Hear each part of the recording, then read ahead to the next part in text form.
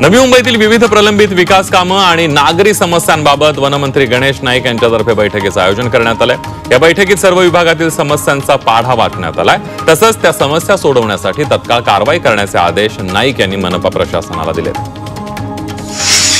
आणि त्या प्रकरणामध्ये आरोप करताना राजकारण्यांनी भान ठेवणं गरजेचं असल्याचं कोल्हापूरचे पालकमंत्री प्रकाश आंबेडकर म्हणाले। संशयाच्या भोवऱ्यात अनेक जण आहेत, त्यामुळे गरज नसताना प्रतिमा मलिन करण्याचं काम कोणीही करू नये असंही त्यांनी म्हटलंय। जनसुरक्षा विधेयकाच्या विरोधात डाव्या संघटना एकवटल्यात। आज मुंबई मराठी पत्रकार संघात या संदर्भात बैठक पार पडली आहे।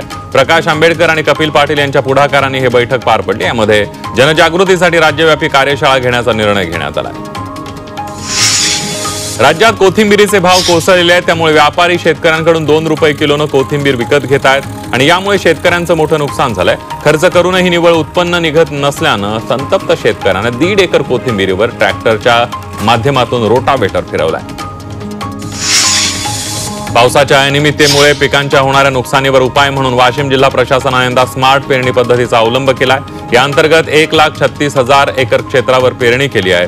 या तंत्रामुळे हवामानाचा अंदाज, जमिनीतील ओल, योग्य बियाण्याची निवड शक्य झाली आणि त्यामुळे उत्पादनामध्ये वाढ झाली आहे। हा उपक्रम जिल्हा प्रशासन, कृषी विभाग आणि स्थानिक यंत्रणांच्या समन्वयातून यशस्वी झालाय। धाराशिवमध्ये महिनाभरापासून पाऊस नसल्यानं जिल्ह्यातील खरीपाची पिकं वाळू लागली आहेत, त्यामुळे शेतकऱ्यांचं मोठं नुकसान होत आहे। दरम्यान संतप्त महादेव बोराडे या शेतकऱ्यांना 1 एकर क्षेत्रावरील उडीद पिकावर रोटावेटर फिरवलाय।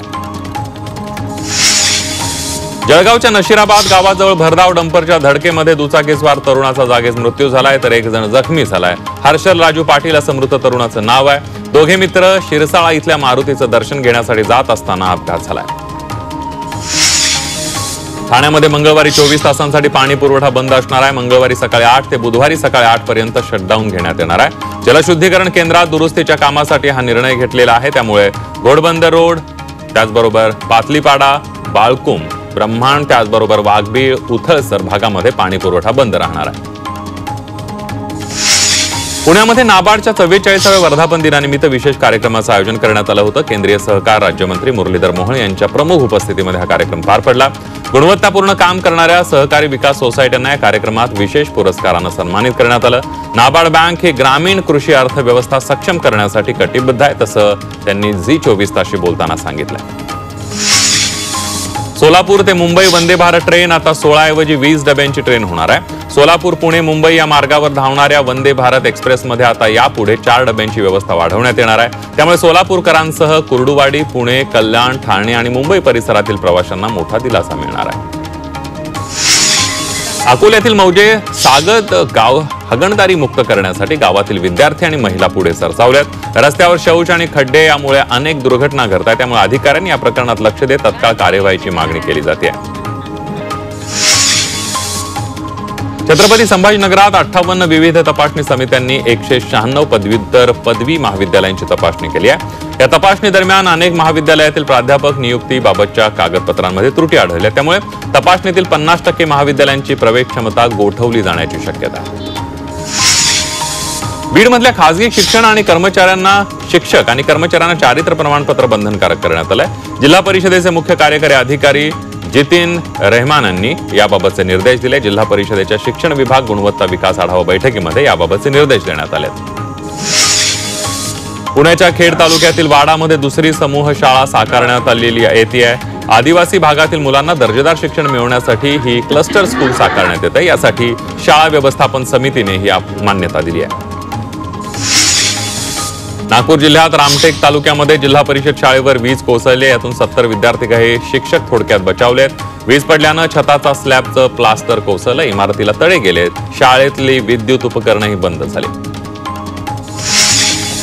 नवी मुंबईच्या सिऊर्समध्ये भाजपच्या जनसंपर्क कार्यालयाची पाटी पूर्णपणे गुजराती भाषेत लावण्यात आली आहे। गुजरातमधील आमदार वीरेंद्र सिंग बहादूर सिंग जडेजा यांच्या कार्यालयावर ही गुजराती पाटी लावण्यात आली आहे। ही बाब लक्षात येताच मनसेनं आक्रमक भूमिका घेत तातडीनं पाटी बदलण्याची मागणी केली। त्यानंतर काही तासातच ही पाटी बदलून तिथे मराठी पाटी लावण्यात आली आहे। रत्नागिरीच्या खंडाळा इथं संरक्षण शस्त्र सामग्री तयार करणाऱ्या प्रकल्पाविरोधात मोर्चा काढण्यात आला। उद्योगमंत्री उदय सामंत यांच्या मतदारसंघामध्ये प्रकल्पाची घोषणा झाली आहे। प्रकल्पासाठीची जमीन अधिग्रहण सूचना रद्द करावी यासाठी मोर्चा काढण्यात आला। जालन्यात शेतकऱ्यांनी कुटुंबासह चक्काजाम आंदोलन केलं। एका व्यापाऱ्याने कोट्यावधी रुपयांचा शेतमाल खरेदी केला, मात्र शेतीमालाचे पैसे देण्यास टाळाटाळ केली आहे। त्यामुळे शेतमाल विक्रीचे व्यापाऱ्याकडे अडकलेले पैसे मिळवण्याच्या मागणीसाठी हे आंदोलन करण्यात आलं।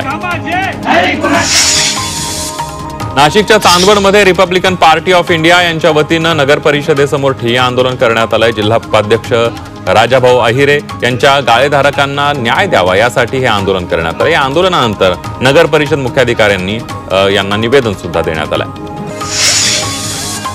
कल्याणमध्ये बागेसाठी आरक्षित भूखंडावर महापालिकेनं घनकचरा प्रकल्प सुरू केलाय। या विरोधात स्थानिक तसंच आप आणि भाजपच्या कार्यकर्त्यांनी ठिय्या आंदोलन केलंय। लेखी परवानगी न दाखवता गुपचूपपणे हा प्रकल्प राबवला जातोय असा आरोप कार्यकर्त्यांनी केलाय। पुणे बंगळुरू महामार्गावर चोरट्यांनी एका कार चालकावर हल्ला करून 20 लाख रुपये लंपास केले। त्या प्रकरणी सातारा आणि भुईंज पोलिसांनी कारवाई करत केरळ राज्यातील दरोडेखोर टोळीला अटक केली आहे। चोरट्यांकडून कार, मोबाईल्स आणि 20 लाखांची रोख रक्कम असा 35,27,000चा मुद्देमाल जप्त करण्यात आला। नाशिकच्या चांदवडमध्ये बाजारातून महिलांच्या गळ्यातून सोनसाखळी चोरी करणाऱ्या महिला चोरट्याला अटक करण्यात आली आहे। महिलांच्या गळ्यातून सोनसाखळी चोरी होण्याच्या घटनांमध्ये वाढ झाली होती आणि त्यामुळे पोलिसांनी सापळा रचून या महिला चोरट्यांना ताब्यात घेतले। त्याचबरोबर या महिलांविरोधात गुन्हाही दाखल करण्यात आला। अकोल्यात सोनसाखळी चोराला अटक करण्यात आली। या चोरट्याकडून 1.5 लाखाची सोनसाखळी जप्त करण्यात आली आहे। चोरट्यावर 25 पोलीस ठाण्यांमध्ये गुन्हा दाखल आहे। अहिल्यानगरातील राहतामध्ये 3 चोरट्यांनी एक दुचाकी लंपास केली आहे। चोरीची घटना सीसीटीव्ही मध्ये चित्रित झाली आहे। या प्रकरणी लोणी पोलिसांकडून अधिक तपास सुरू आहे।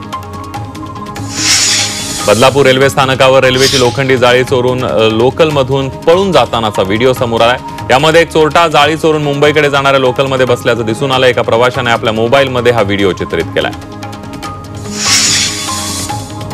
धाराशिवमध्ये 14 ठिकाणी घरफोडी करणाऱ्या आरोपीला अटक करण्यात आली आहे। आरोपीकडून चोरी केलेला 6,30,000चा मुद्देमाल पोलिसांनी जप्त केला। मालेगावमध्ये दुचाकी चोरी करणाऱ्या दोघांना अटक करण्यात आली आहे। त्यांच्याकडून 10 मोटरसायकल जप्त करण्यात आल्या। त्या प्रकरणी पोलीस अधिक तपास करतात।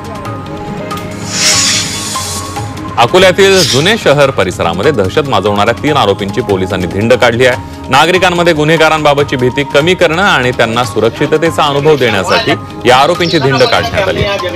कोई भी हाथ में कानून लेगा नहीं, कानून हाथ में लेगा तो